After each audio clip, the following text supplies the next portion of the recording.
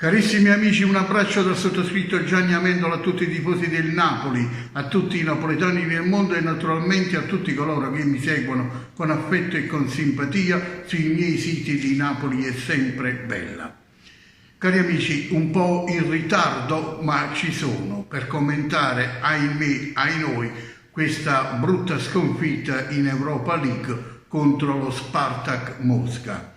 Ci tengo a dire una piccola cosa, dopo la partita di campionato tra il Napoli e la Sampdoria con la vittoria del Napoli, io non ho pubblicato il video per rispetto, così è un mio sentimento verso il nostro amico sampdoriano John Pandolfi. Dice: ma allora per tutti gli altri tifosi, quando perde, quando il Napoli vince contro queste squadre, non dovresti fare mai il video. Invece non è così, perché l'amico sampdoriano John Pandolfi, oltre ad essere tifoso sampdoriano, subito dopo è tifoso anche del Napoli, mentre tutti gli altri invece sono tifosi della propria squadra, ma certamente poi come seconda squadra non hanno il Napoli. E poi tifosi juventini, interisti, milanisti, eccetera, eccetera, ce ne sono tanti che seguono il canale, anche se non commentano e non mettono like, mentre il nostro sampdoriano John Pandolfi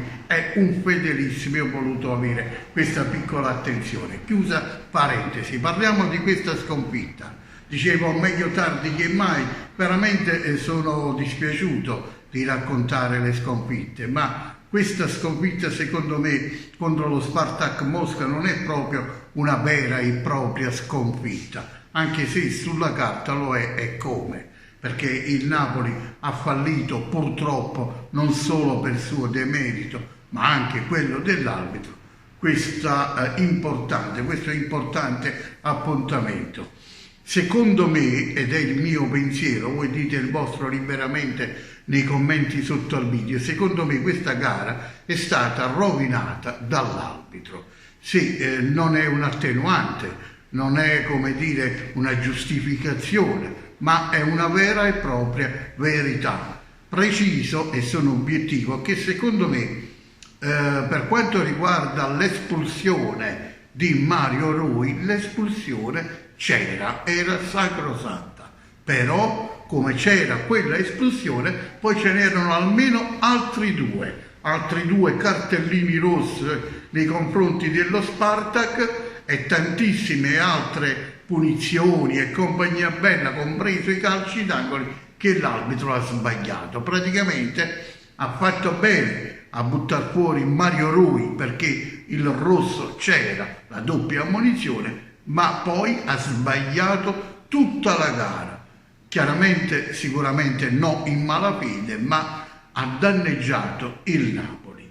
Il Napoli aveva, incominciato bene la gara, proprio con l'approccio giusto. Dopo pochissimi minuti, quasi in tempi record, già era in vantaggio di 1-0 e questo ci ha fatto pensare che sarebbe stata una gara morbida, una gara facile. Io non l'ho pensato, perché lo Spartak Mosca è sempre stata una grande formazione, un grande club, e quindi anche a livello europeo ha detto sempre la sua, quindi non credevo in una partita facile, malgrado il vantaggio del Napoli immediato.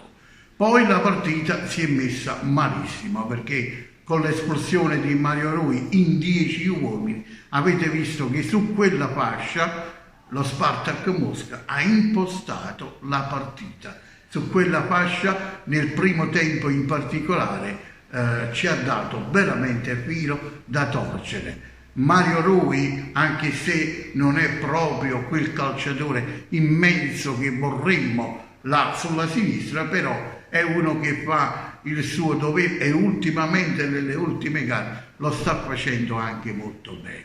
Quindi, venendo a mancare un uomo al Napoli, è chiaro che la partita si metteva in sofferenza, e sofferenza è stata per tutta la gara.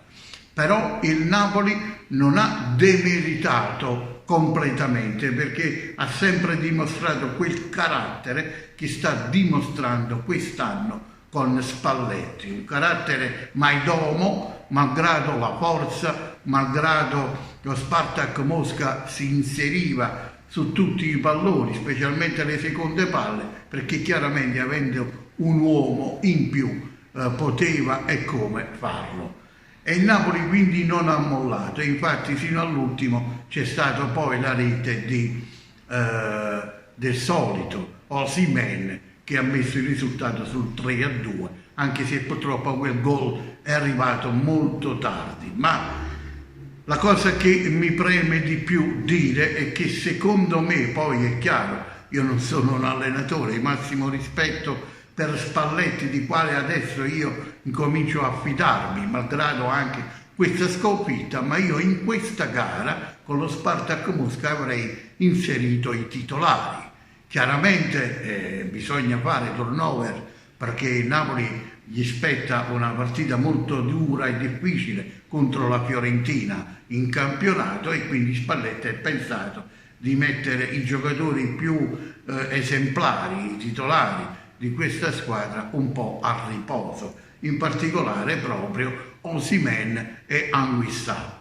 E invece quando sono entrati loro, quando Spalletti non ha potuto proprio farne a meno di metterli in campo, il Napoli ha incominciato a girare un pochettino meglio, tanto è vero che ci sono state delle occasioni e anche dei cartellini rossi pure su Osimhen come anche su Manolas, che l'arbitro non ha proprio considerato.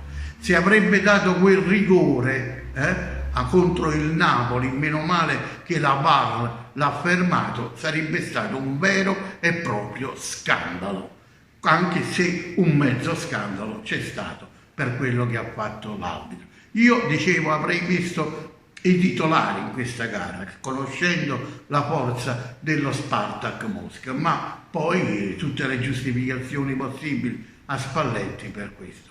In questa gara avete capito, come ho capito anche io, che sicuramente Malquit non è un giocatore da Napoli. Sono spiacente perché è un bravo ragazzo, molto simpatico, giovanissimo, ma non è un calciatore da Napoli. Cerca di impegnarsi, fa di tutto per potersi rendere utile alla squadra, ma assolutamente non è il calciatore che può giocare in questa formazione partenopea. Non so voi come la pensate, se siete d'accordo o meno. Per il resto, cosa dire? I singoli non hanno demeritato, anche se io in porta metterei sempre Ospina per tutta la vita, ma chiaramente Spalletti deve dare spazio a tutti, e se non gli dà spazio a Meret in Europa League, quando lo fa giocare? E allora però io metterei Meret in panchina e Ospina tutta la vita come titolare. Poi ognuno la pensa come vuole, specialmente Spalletti, che ha messo Meret, che qualche colpa su qualche gol secondo me ce l'ha. Detto questo, cari amici, adesso non è niente perso, è ancora tutto aperto per quanto riguarda la Europa League, quindi il Napoli può ancora sperare di passare questo turno, e perché no? È una sconfitta, non facciamola pesare ancora di più. Si può perdere, si può vincere, questa l'abbiamo persa. Adesso testa alla prossima di campionato contro la Fiorentina, una partita molto difficile contro una squadra che quest'anno veramente sta facendo del buon calcio, e quindi sicuramente vedremo una bella partita. Se il Napoli scenderà in campo con ancora nel cuore i bruciori di questa sconfitta, farà di tutto per portare pieno risultato a casa. Lo speriamo tutti, in modo da mantenere questa vetta della Serie A che ci consola veramente e ci rende felici tutti. Speriamo bene. E allora lasciamoci alle spalle questa brutta sconfitta contro lo Spartak Mosca e pensiamo alla prossima gara, tutti uniti, e auguriamoci che il Napoli veramente possa darci una bella, bellissima gioia con la settima gara, la settima vittoria consecutiva in campionato, che sarebbe un vero e proprio record. E allora un abbraccio a tutti voi, grazie per la visione, come sempre vi dico, al di là del risultato, sempre e solo Forza Napoli, squadra e città.